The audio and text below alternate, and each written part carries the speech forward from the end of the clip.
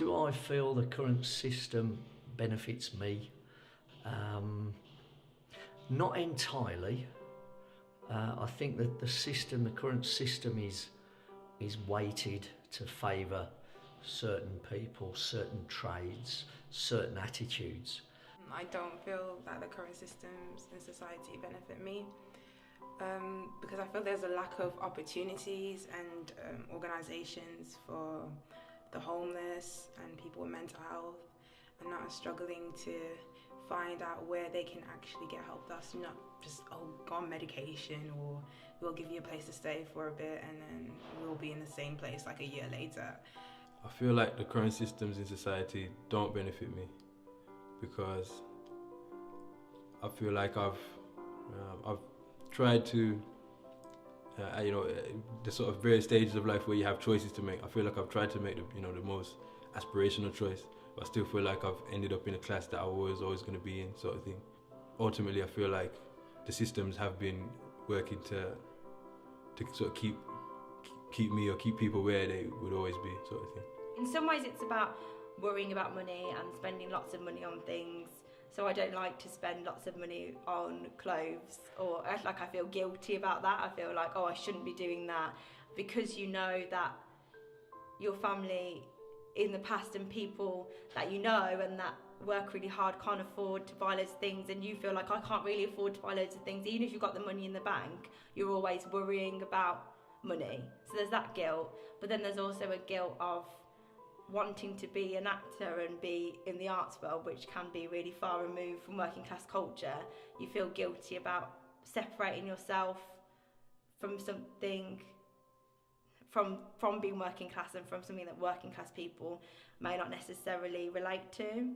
If you've got someone of the lower classes, whatever that means, suddenly wins a lottery, does that instantly elevate them to middle class or upper class? No, it doesn't. It's a mentality. Equally, people with high cultural capital, and again, I hate using monetary terms with cultural terms, but people of high cultural capital are not necessarily rich people.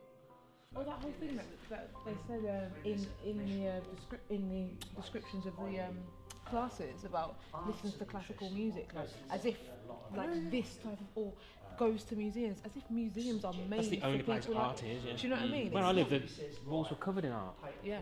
Do you know what I mean? It's just, if you put it there, you got in trouble. Yeah. I work specifically in theatre, so I'm going to come out with like that kind of context, and like I'm on whatever you want to call it, a mission, a thing to make theatre accessible. And I'm not saying that we need to shove theatre down everyone's throats. If you like theatre, you like. If you don't, you don't. And that's not what I'm trying to do. But like, it's not. Theatre was originally in its concept for people, like a voice of the people. It was, exactly. It was a thing of the people. You look back, politics happened through theatre. Everything was theatre. It was like the voice of the people to engage with decision makers. And now it's so far removed from any kind of thing like that it's backwards in my opinion. Whenever I can, the disposable income that I do have, I tend to spend it on different cultural activities, going to see different shows and just trying to enrich my sort of my cultural experiences.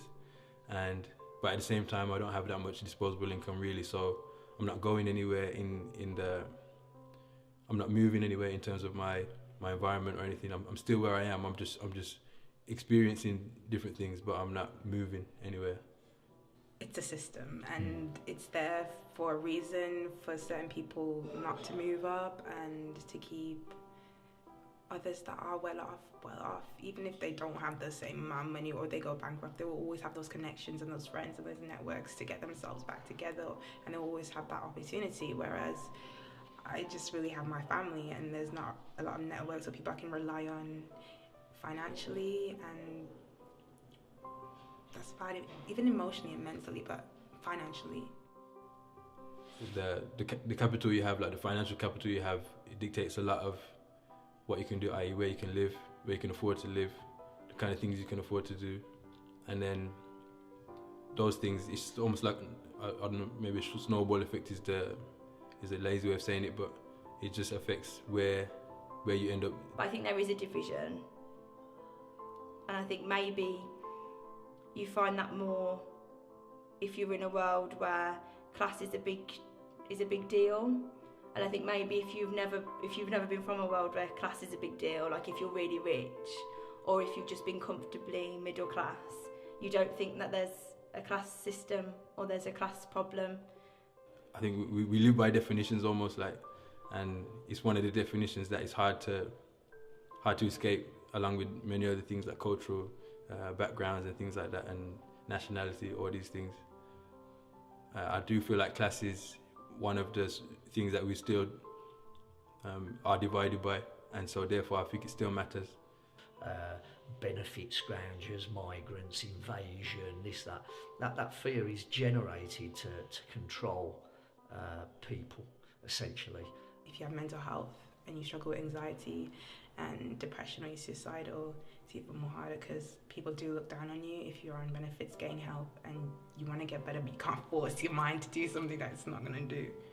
Probably the class system would feel less oppressive if I have more security within the class that I'm in. I'd be able to just exist and it would be less of a volatile kind of situation.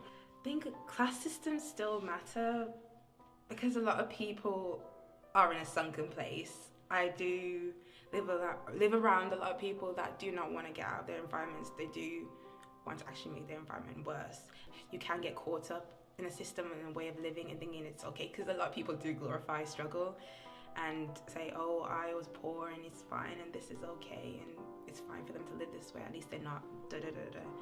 But I feel like we all deserve a chance to live better and to live adequately, and there shouldn't be a least of this. At least you got water, at least you got food, but we all deserve more and every opportunity to be better. It's been a great forum for